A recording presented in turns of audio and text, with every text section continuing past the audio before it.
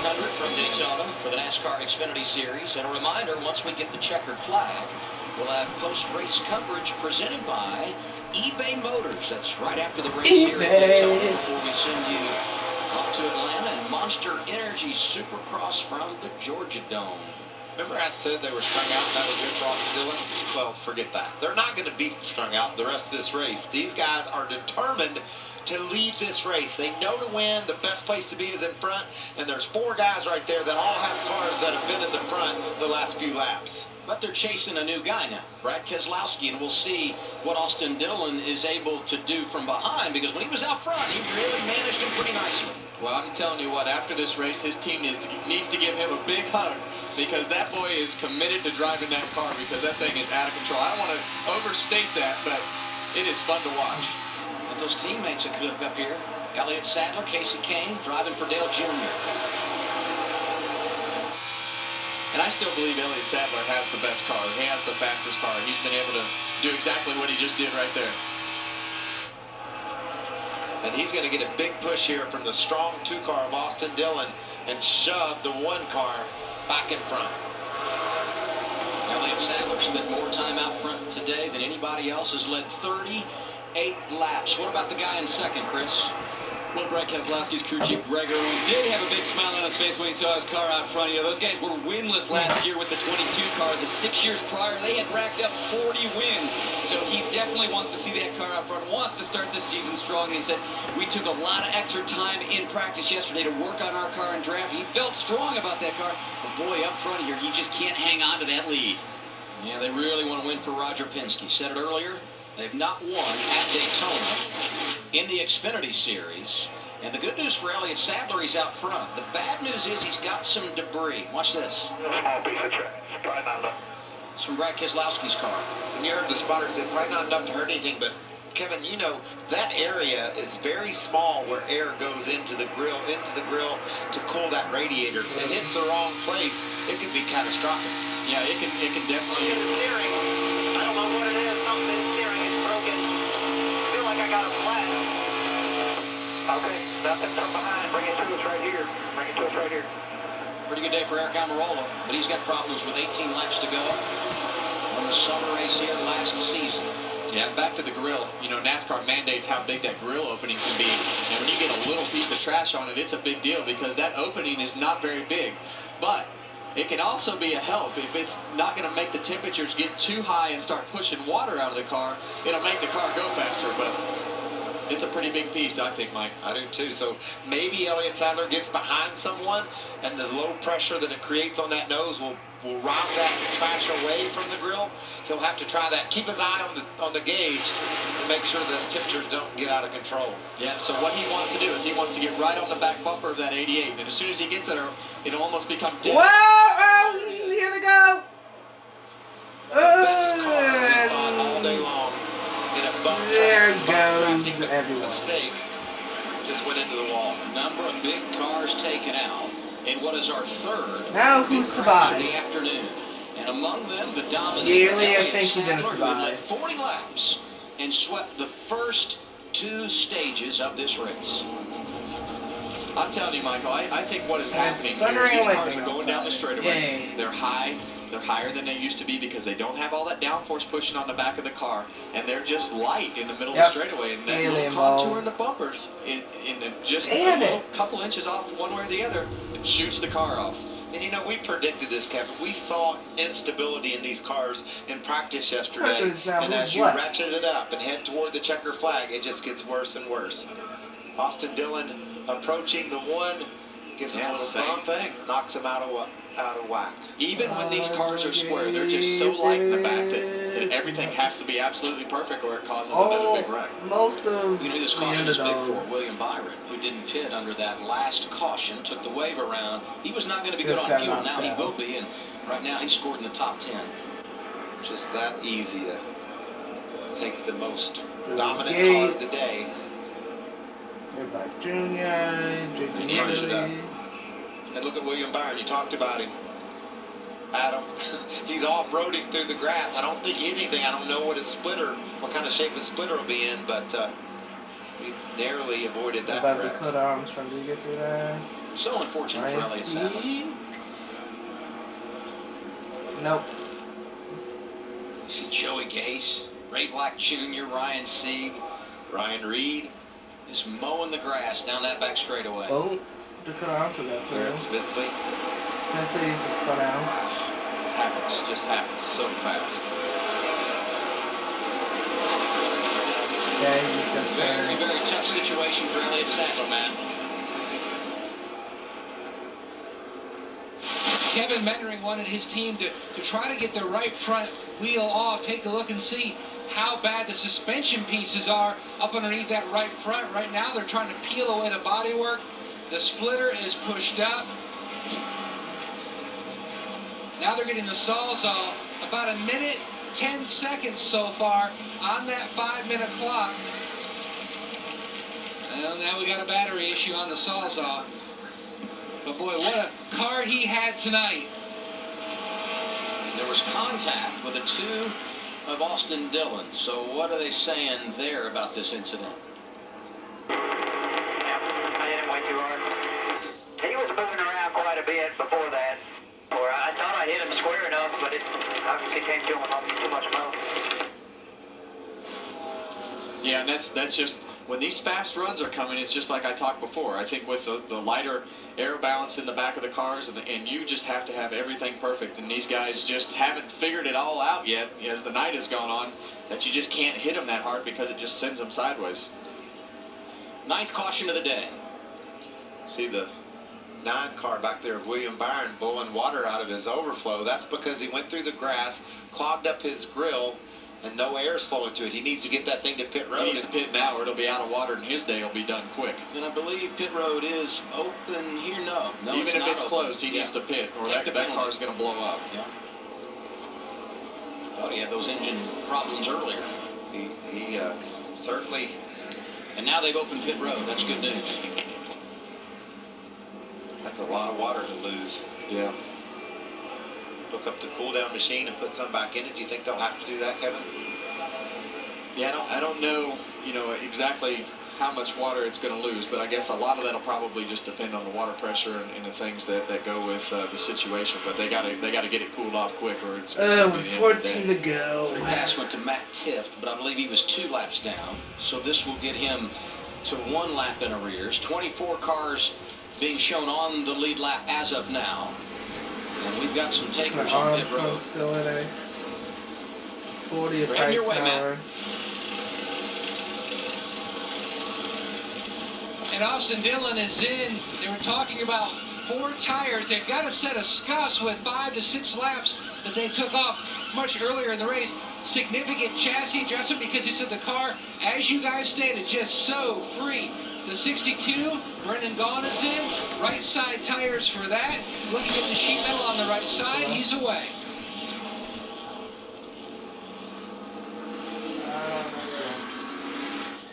Let's listen in to Brad Keselowski. See what they're saying as we've got 14 laps to go. Did the one actually touch you? I was ready for him too, and you won't believe how much he missed you by if he did. That scenario was extremely similar to us on the 48. There's something goofy goes on sometimes when these cars touch, and it just turns them, even when you're square. It's just not enough rear downforce. And the stiff springs, like you talked about, Kevin, in the back, the shock's probably not just right for the cars mandated by NASCAR. That's why you see these cars up in the back, and the bumps are making them go out of control. Well, I don't know about you, Michael, but I feel pretty good about what we're doing up here because Brad just confirmed what we've been talking about all night. So, when you hear the confusion out of the spotters and the drivers about what's going on, that means they're still in the learning curve, and they don't officially know. And we're getting ready to go to the end of this race here, and they're going to start trying to bump each other harder, and it's going to be interesting to see if that happens again. And now a reminder of this. The widest selection of parts have never been easier to shop. Check out eBay Motors to find the right part for your ride. Find it, add it, get it fast at eBay Motors.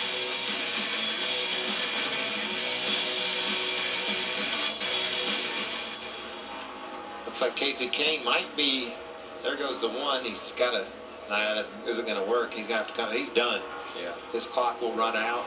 Yeah, he beat the clock, which is good news, but unfortunately the car is not going to allow him to get up to minimum speed. So you're in one of two categories. Either you come back down and your time runs out and you have to go to the garage, or you take the green flag and you can't get up to speed and you're eliminated that way. And they really got put into that box really right off the bat by, having a battery that didn't work on their Sawzall. And, that put them behind and they didn't get the fender all the way cut off.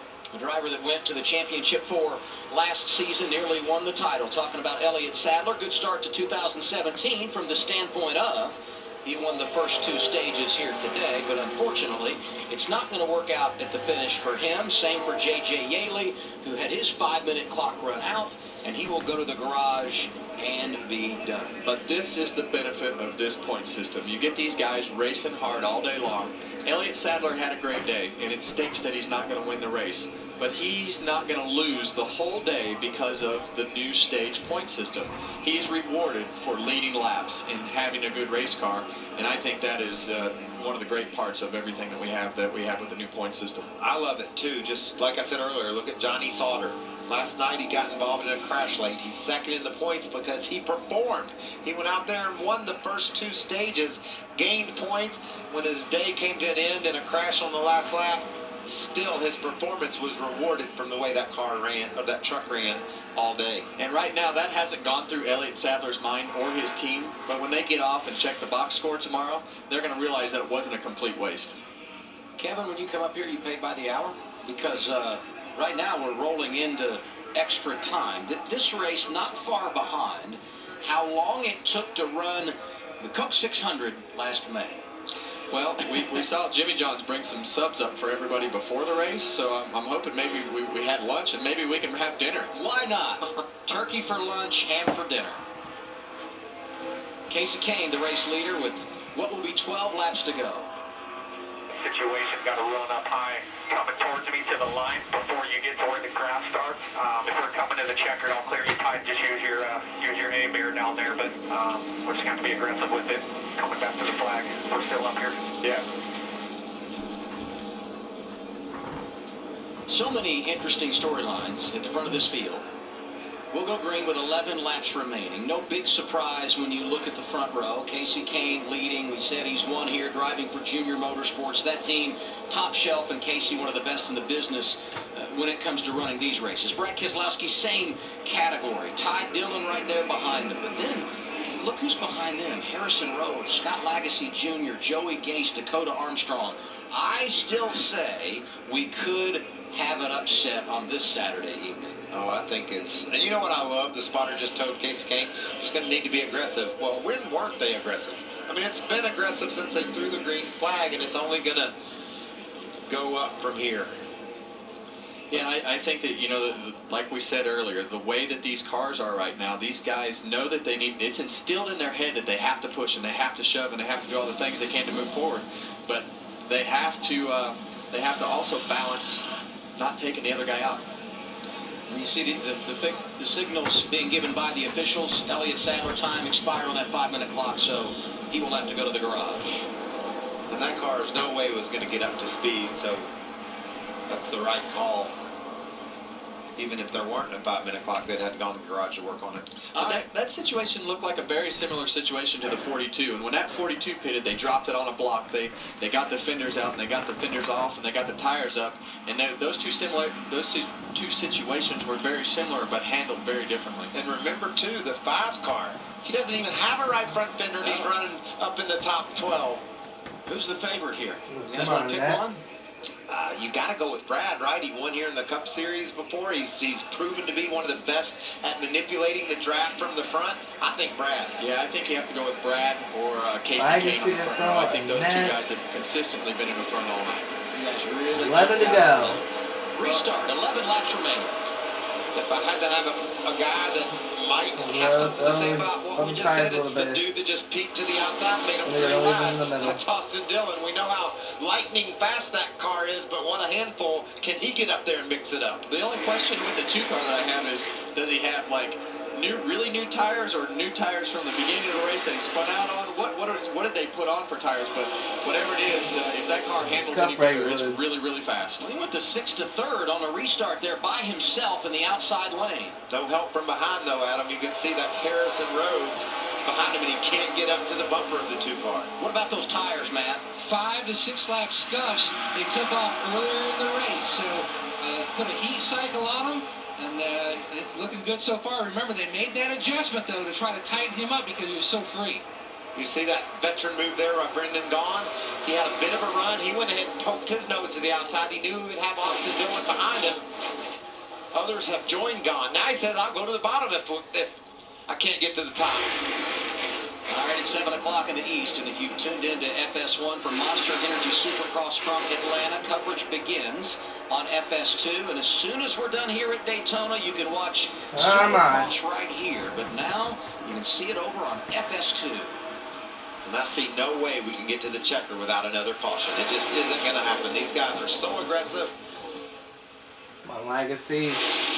Sparks flying, side drafting, bump drafting. Tough end of the day for Elliott Sadler, Matt. An unbelievable day and night for Elliott Sadler. 40 laps led, unbelievable race car. To try to put a positive on it, though, at least you've got the points.